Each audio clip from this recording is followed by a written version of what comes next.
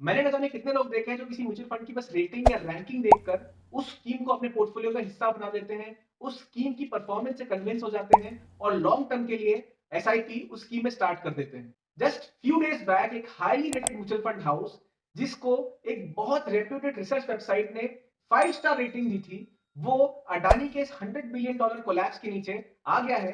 As a result of जो 5 star rated scheme थी, उसने इन्वेस्टर्स के लाखों करोड़ों रुपए एक झटके में with in a matter of few days डुबा दिए हैं। आगे बढ़ने से पहले अगर आपने हमारे चैनल को सब्सक्राइब नहीं किया है तो please press the subscribe button. क्यों? क्योंकि हमारा गोल है अनबायस्ड क्वालिटी कंटेंट आप तक पहुंचाना और उससे आपको अपडेटेड रखना। आप सभी ने क्वांट म्यूचुअल फंड के ताबड़तोड़ परफॉर्मेंस के बारे में तो सुना ही होगा। नहीं सुना है तो मैं आपको बता देता हूं। लास्ट 3 इयर्स में रिटर्न्स के पर्सपेक्टिव से इनके फंड्स टॉप परफॉर्मर या बेस्ट परफॉर्मर्स रहे हैं।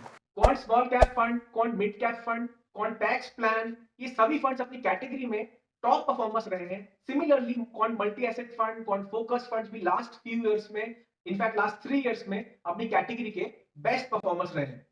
एक छोटी सी एएमसी के ऑलमोस्ट सारे ही फंड्स का अपनी कैटेगरीज में बेस्ट परफॉर्मर होना एक बहुत बड़ा अचीवमेंट है। ये सारे फंड्स रिटर्न्स के मामले में नंबर 1 तो है ही और रहे ही है। मोर ओवर जो सेकंड बेस्ट परफॉर्मिंग फंड्स हैं उनका और क्वांट की स्कीम्स में जो डिफरेंस है, मार्जिन है परफॉर्मेंस का, वो बहुत वाइड है।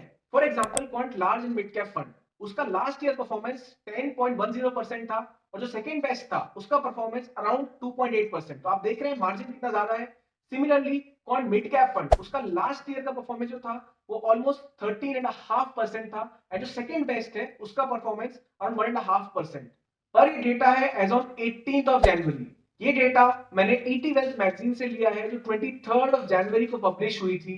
And the very next day, that is on 24th of January 2023, Adani की न्यूज आ गई। अडानी के शेयर्स के कोलैप्स होने की मार्केट में खबर फैल गई।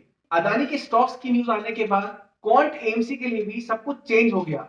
ये स्कीम्स इसलिए इतने टॉप परफॉर्म कर रही थी क्योंकि इसका जो मेजर एक्सपोजर था वो अडानी स्टॉक्स में था।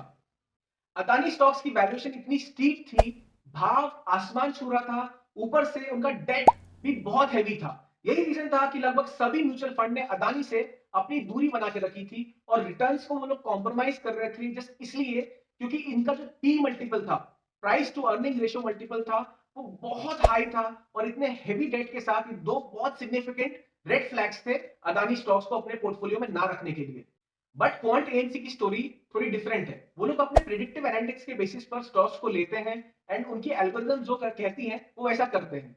क्वांट एएमसी के लिए fundamental analysis is not a centre piece. Yes, it is a part of the research but it is not a centre piece. ये लोग और भी बहुत सारी चीजों पर रिलाई करते हैं, बहुत सारे डेटा पॉइंट्स पर रिलाई करते हैं। बेसिकली डेटा ड्रिवन ये एक एएमसी है, so we can't blame them much. हम इनको ज्यादा ब्लेम नहीं कर सकते। मेरी शिकायत है रिसर्च वेबसाइट से जिन्होंने किस बेसिस पर इन स्कीम्स को हाईली रेट किया, किस बेसिस पे 5 स्टार रेटिंग से नवाजा। अगर आप पास परफॉर्मेंस ही बेसिस बना रहे हो तो ये तो कोई भी कर सकता है। एक 5th क्लास का बच्चा भी पास परफॉर्मेंस देख के बता सकता है कि ये टॉप रेटेड स्कीम है, ये कम रेटेड है बिकॉज इसका रिटर्न कम रहा है। लेकिन अगर आप बोलते हो रिसर्च करना, तो आपने क्या उसको इन डेप्थ एनालाइज किया?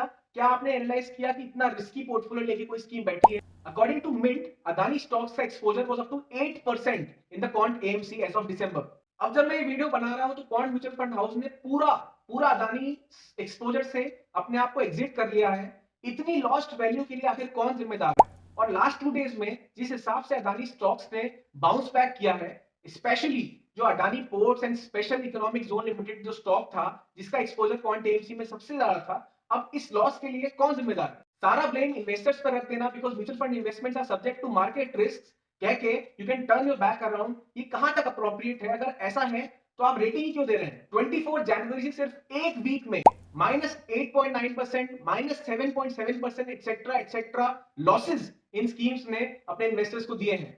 आपको याद होगा कुछ ही समय पहले की बात है कि Franklin debt mutual fund fiasco में भी ऐसा ही कुछ हुआ था, जहां पर इन्वेस्टर्स का पैसा ब्लॉक हो गया था फ्रैंकलिन की स्कीम्स में।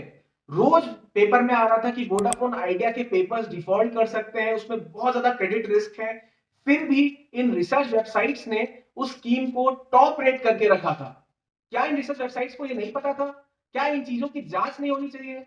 इवेंट हो जाने के बाद अगर आप रेटिंग को रिवाइज कर देते हैं तो इससे क्या फायदा? आपको एक काम तो पहले करना चाहिए ना। कोई भी लेमैन इंडिविजुअल जब म्यूचुअल फंड सेलेक्ट करता है, तो वो इन रेटिंग करने वाली वेबसाइट्स के भरोसे में आ जाता है। बिकॉज़ वो इन सब चीज़ों में एक्सपर्ट नहीं होता। वो अगर एक्सपर्ट होता तो वो डायरेक्ट स्टॉक में इन्वेस्ट कर देता।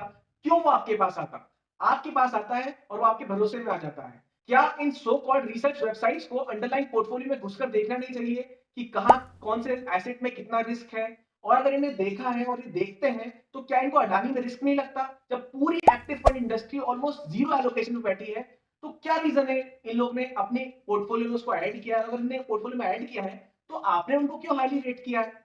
और ऊपर से इतने बड़े-बड़े आर्टिकल लिखकर ये लोग प्रमोशन कर रहे हैं। फ्रेंड्स, क्या मैं ओवर रिएक्ट कर रहा हूँ? आपको क्या लगता है इस टॉपिक पर? Please let me know in the comment box. मैं इस मैसेज के साथ अपनी बात को वाइंड अप करूँगा कि आप कहीं भी पैसा डालो, सोच समझ कर डालो। अगर आपको मार्केट से कहीं भी एक पैसा भी रिटर्न ज़्यादा मिल रहा है, तो उसमें उस इन्वेस्टमेंट में ज़्यादा रिस्क होने की बहुत पॉसिबिलिटी है। बिकॉज़ बिना रिस्क के रिटर्न नहीं मिलता। ये फाइनेंस का एक बेसिक रूल है। जितना ज़्यादा रिस्क रहेंगे, उतना ज़्यादा आपको रिटर्न मिलेगा। जितना कम रिस्क, उतना कम रिटर्न। अगर आप चाहते हो कि मेरी बातें और दूसरे इन्वेस्टर्स तक पहुंचे और जो नाइस लोग हैं उनमें अवेयरनेस आए, तो please share this video as much as possible. Thank you so much for watching. जय Hind, bye, until next time.